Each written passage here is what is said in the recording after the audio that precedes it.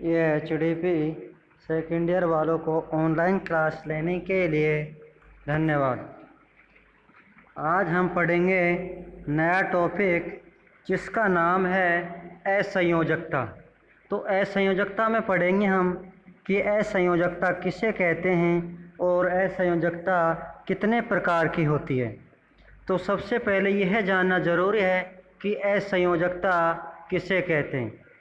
यानी जब दो या दो से अधिक औषधियों को मिला देते हैं तो एक दवा दूसरे दवा के असर को कम कर देती है तथा औषधि अनैच्छिक प्रभाव उत्पन्न करती है, उसे ही असंयोजकता कहते हैं। यानी दो या दो से अधिक औषधियों को मिलाकर एक दवा दूसरे दवा के असर को कम कर देती है तथा अनैच्छिक प्रभाव उत्पन्न करती है, उससे ही हम असंयोजकता कहते हैं। अब इसमें दूसरा पॉइंट बनता है कि असंयोजकता के प्रकार।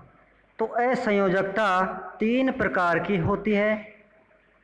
पहला प्रकार है भौतिक असंयोजकता, रासायनिक असंयोजकता और क्रियाशील असंयोजकता। यानी तीन प्रकार से असंयोजकता होती है। तो हम अध्ययन करेंगे भौतिक असंयोजकता के बारे में कि वे औषधियाँ जो भौतिक गुण के कारण एक दूसरे के साथ अनैच्छिक प्रभाव उत्पन्न करती हैं, उसे हम भौतिक असंयोजकता कहते हैं। जैसे तेल व पानी।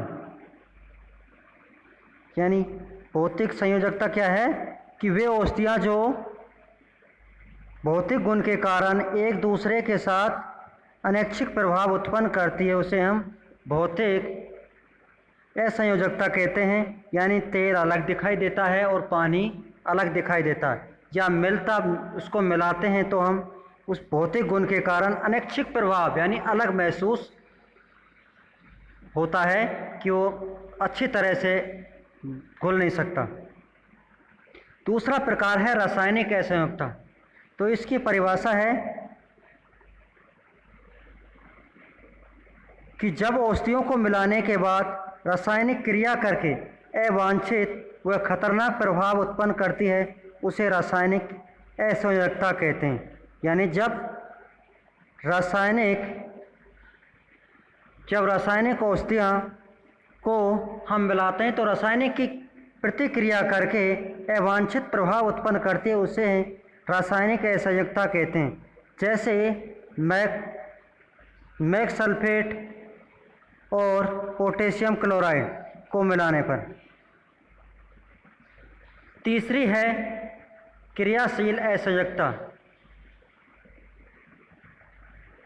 Physiological cloth. तो इसकी क्या परिभाषा है कि वे औषधियाँ जो एक अंग पर कार्य करती हैं दूसरे पर विपरीत असर करती हैं, उसे हम क्रियाशील असंयोजकता कहते हैं। कि वे औषधियाँ जो एक अंग पर कार्य करती हैं और दूसरे पर विपरीत कार्य करती है, उसे हम क्रियाशील असंयोजकता कहते हैं। या वे औषधियाँ जो अलग अलग अंगों पर कार्य करती हैं फिर भी विपरीत असर करती हैं, उसे हम क्रियाशील असंयोजकता कहते हैं। जैसे ब्रोमाइड और नेक्स्ट भूमिका को मिलाने पर।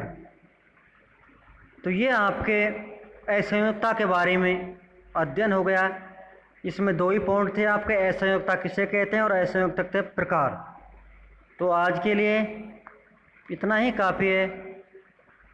अगली क्लास में अन्य टॉपिक के बारे में अध्ययन करेंगे।